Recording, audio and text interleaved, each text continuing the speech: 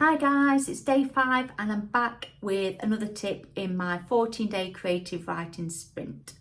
So today we're going to be looking at specifics in the character building exercise that we did yesterday.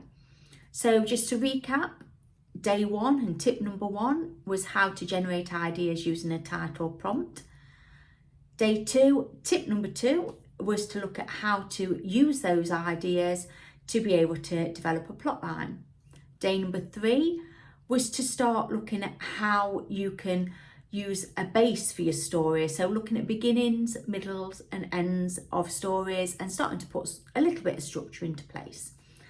Day 4 was looking at how we can develop and build some characters that might be in that story. So today we're looking at day 5, and day 5 is building on those character profiles from yesterday, but we're looking more specifically at particular character traits. So I'm going to go back to Steve.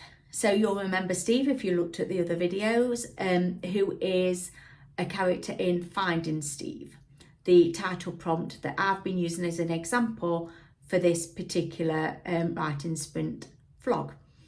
So Finding Steve, I've decided, is going to be a supernatural thriller.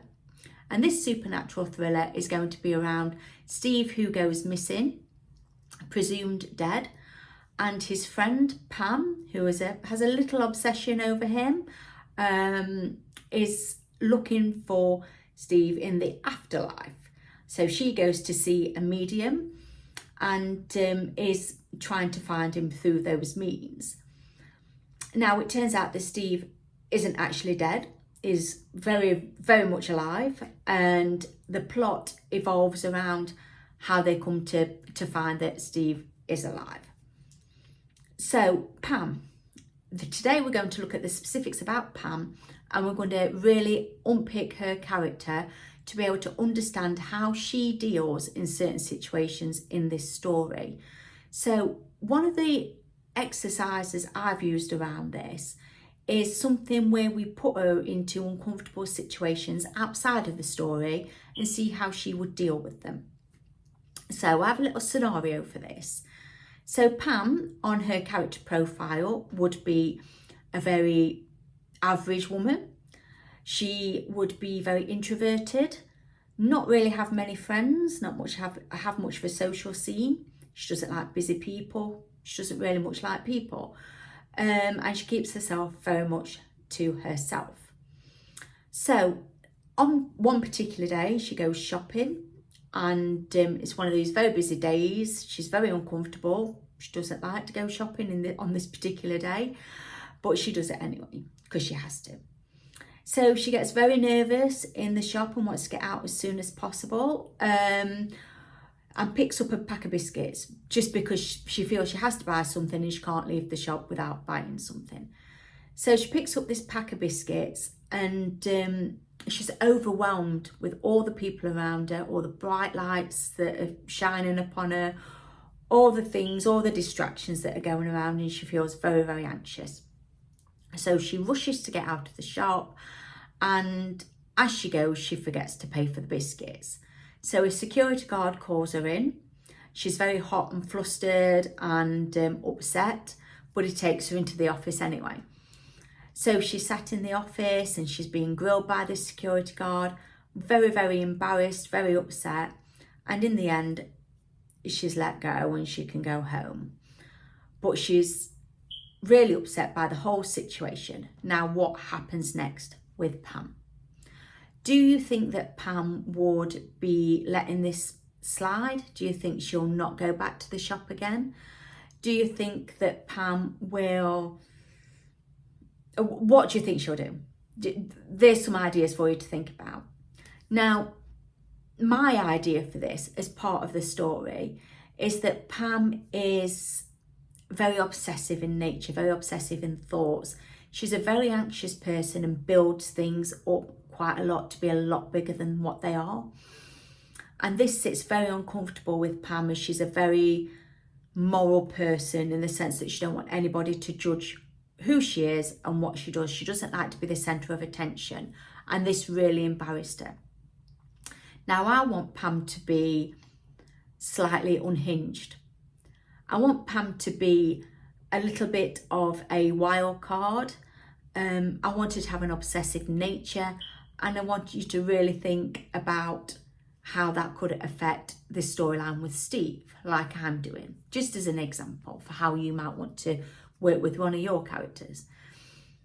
So the idea is, for me, is to use Pam as a way of acting as this unhinged character that could throw some obstacles in the way of the story and throw the plot twists a little bit all over the place, so you don't quite know what to expect going forward.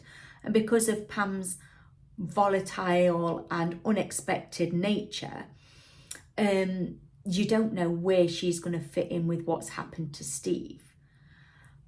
So the situation with the supermarket, the unexpected thing that I'd throw in, just as an idea, would be that Pam goes back to the supermarket and Pam reenacts the same situation again. So she gets called into the office and she's sat down and she gets in trouble again, basically. But she's stealing a bigger item this time, and she does it on purpose to get noticed. And it's just showing her slightly obsessive, slightly unhinged behaviour. And from that, I get this feeling of accomplishment from Pam. I get this feeling of getting attention, even though she's never wanted it. Like it's something different, like there's some kind of drama. You get this feeling of Pam being not what you think she is. And you get this feeling of Pam trying to almost self-sabotage herself. So that's what I'd throw into the story, just as an idea. And I want you to really think, if you're going to use this as an exercise for one of your characters, I want you to really think about how you could put one of your characters into a situation outside of the story and make them uncomfortable to see how they would react. And from your character profile, if you decide to build one, you will know what their personality's like, but you'd also start to understand how they'd react in certain situations that are outside their sort of control, that are outside their comfort zone, and something that would make them react in a way that your readers would understand that they are or not who they say they are, if that makes any weird sense. It'll help your readers give a good understanding of how your plot might be twisting because of your character. So there you have it. That's my tip for today, an exercise for you to try. It's not as a big important exercise, if you like, as the others I've mentioned, but I do think it's a good one to try because it will really explore how you can shape and build your characters. So that's it for today. Thank you for listening, and I'll be back tomorrow.